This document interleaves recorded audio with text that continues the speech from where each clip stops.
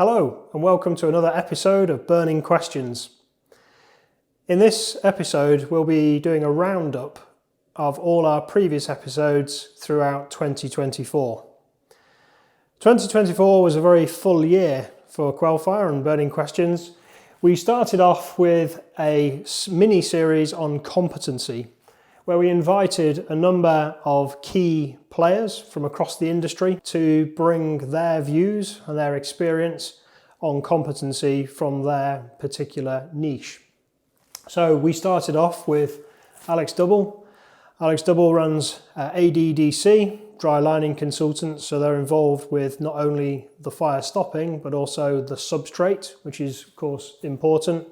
And Alex believes in giving back to the industry by joining things like Burning Questions, and he's also involved in a number of working groups and has been involved in putting together best practice papers, etc. I've been lucky, very lucky and privileged to be asked to be technical author of a number of best practice documents as well, and they are brilliant. If you get invited onto a working group where something's been written, it's great because you're going to be rubbing shoulders with people, experts in all sorts of fields, that's invaluable. So that was a really insightful series.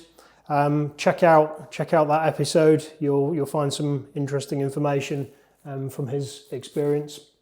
We then kicked off with Chris Greenher from Skanska, who is in the top right hand corner. So a main contractor. Chris is very passionate about fire safety across all aspects, not only the final service penetration ceiling, which is of course what Quellfire are interested in, but in fact all elements of fire safety that affect a main contractor. That's not design in the construction phase. It's so difficult, and you will not get that quality that everybody is really striving for. We then had Mandy Youssef from BB7. Again, another passionate individual who's involved in a number of schemes, bringing some experience and some knowledge from a fire engineering perspective. So really highlighting that much more needs to be done from a much earlier stage, which helps and encourages best practice. And also early engagement.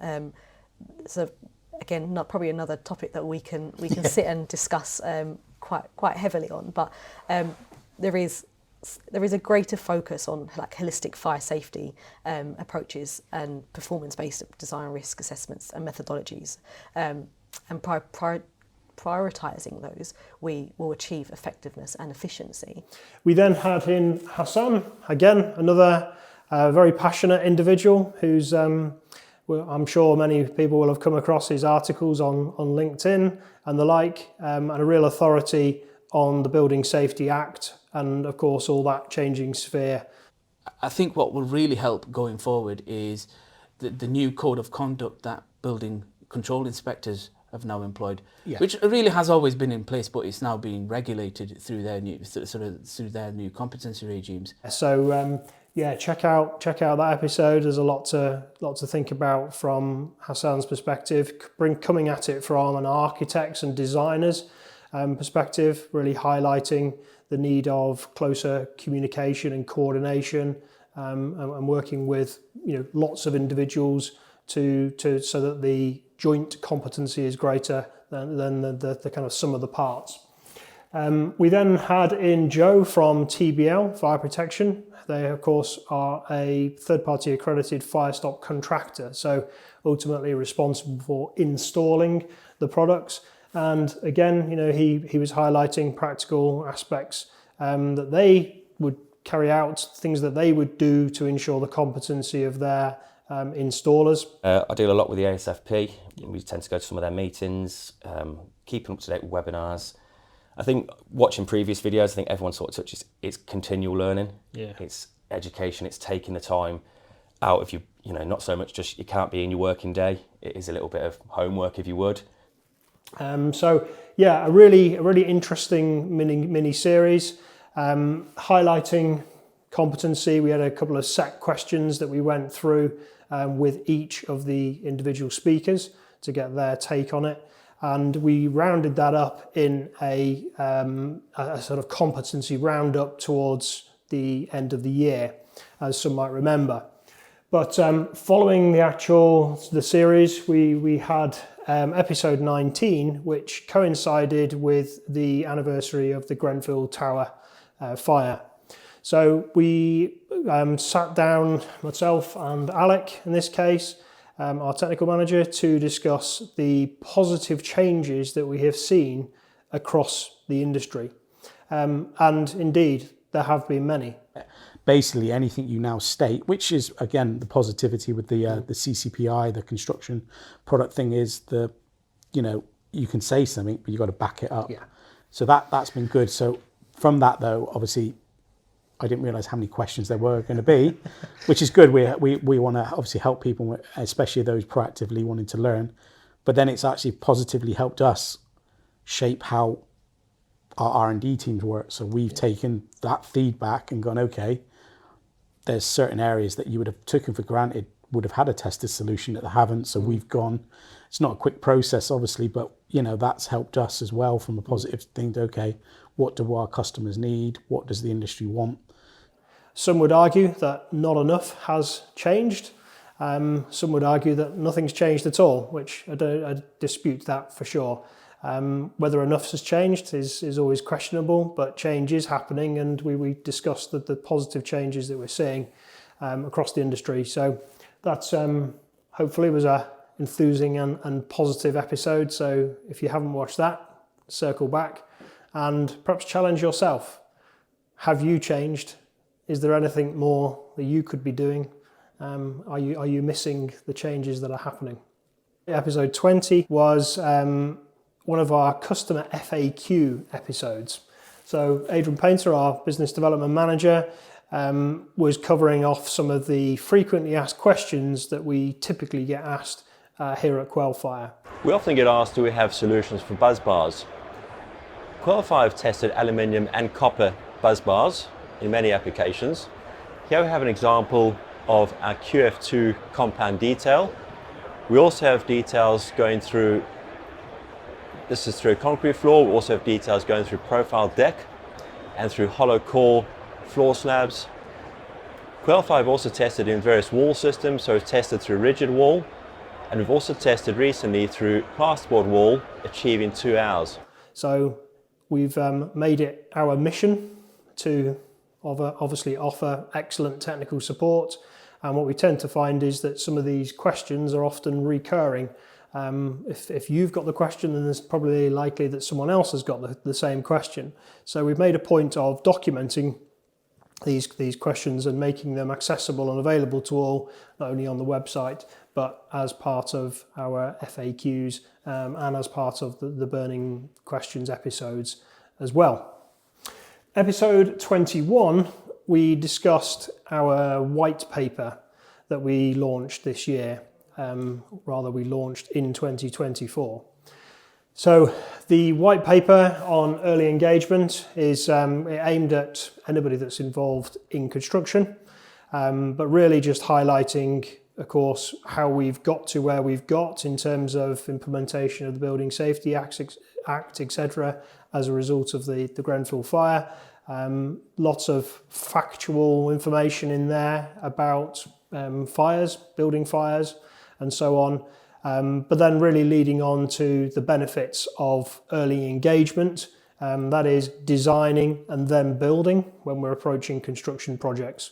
So again, full of great information, key takeaways from people across the industry, sort of case studies, examples of where early engagement works. So episode 21 was to kind of highlight why we launched this campaign. It had the rather punchy title, because it's your job to know. So I think we felt that the industry was needing information, perhaps didn't know where to turn for accurate, reliable information. The purpose of the white paper was to bring together some accurate statistics that people could rely on, but also just trying to be a little bit provocative, because it's your job to know. So what is it my job to know? So, always having that challenging your own mindset. What is it that I need to know? What is it that I don't know? Where can I find out that information? Who can I talk to? And then we moved on to episode 22, which was again my colleague Alec and colleague Daryl talking about fire testing. So fire testing is always an interesting subject. Customers are always very interested in the process and, if you like, seeing behind the scenes what goes into a 1366 Part 3 test for service penetrations. And they actually shared some insights, some video footage of fire test and the end of a fire test. Indeed, 1366 Part 4 for linear joint seals, and also shared some new details that would be coming out. We have been doing some more testing recently, and it'll be released fairly soon. Yeah. In some thinner substrates than we've previously done. Aerated concrete floors, slabs, and walls. Yeah. We have some new linear joint data coming soon, so look out for that. Again, you customers love to know what new details are coming. So I think they gave you a little bit of a preview of what to expect. Moving on to episode 23, we had our longest episode yet. I think it's 48 minutes with Firespec.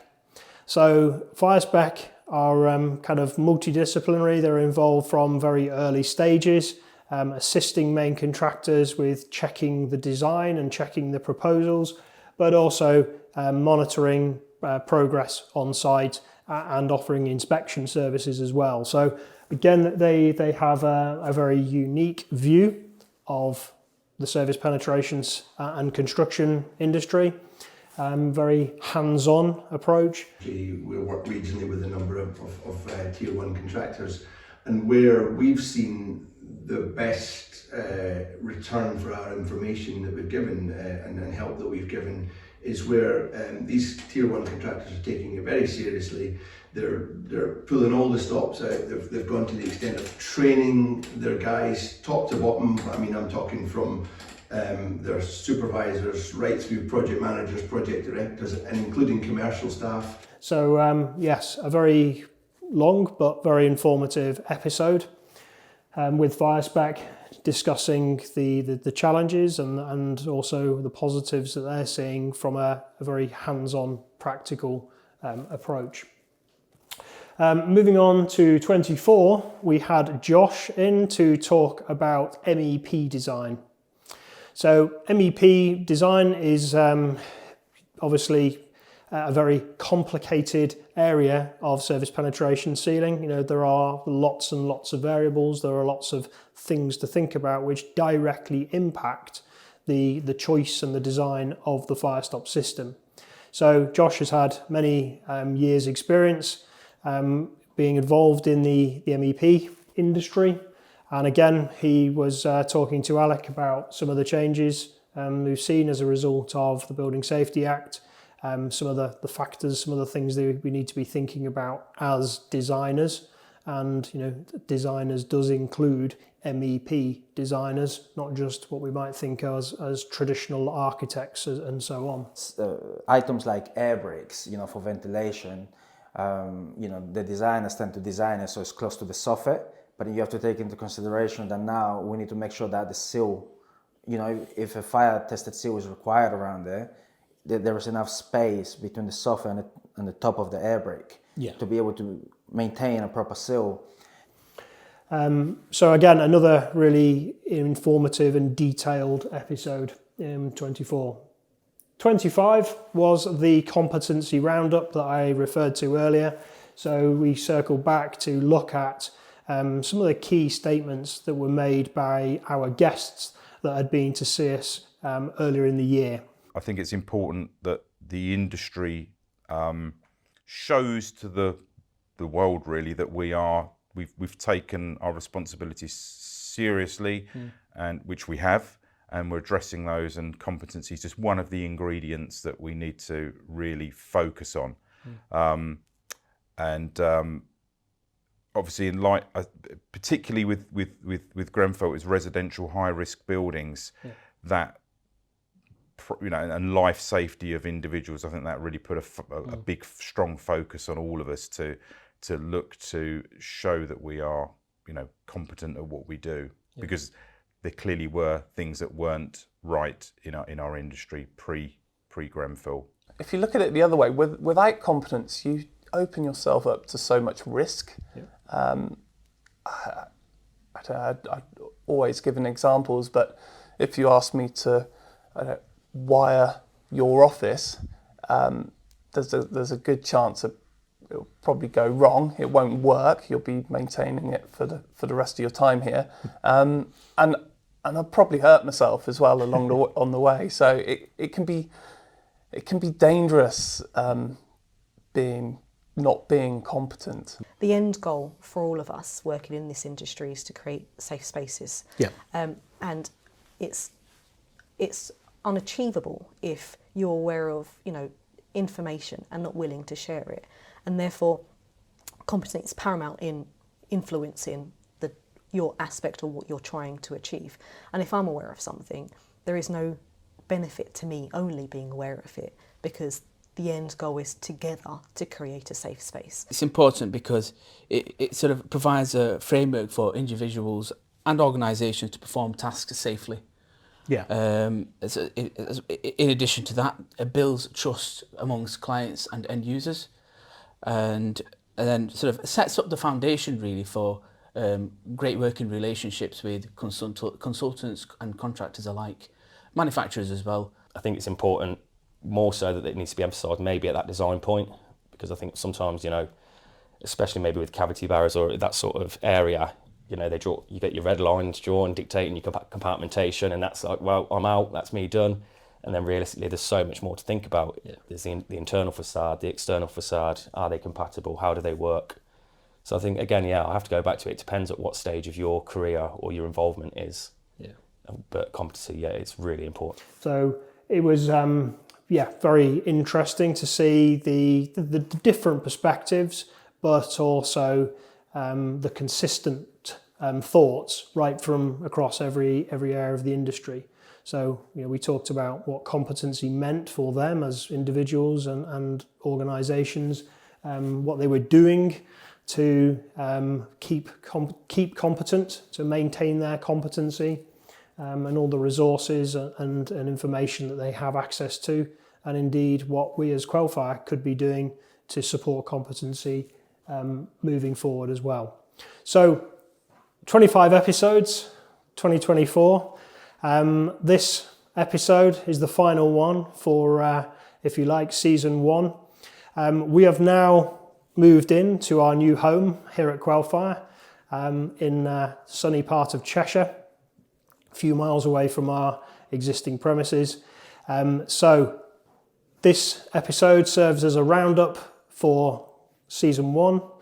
We'll be taking a very short break while we set up an exciting new recording facility in our new home, our new premises, and we'll look forward to seeing you very soon with season 2. Thanks again for watching, and see you soon.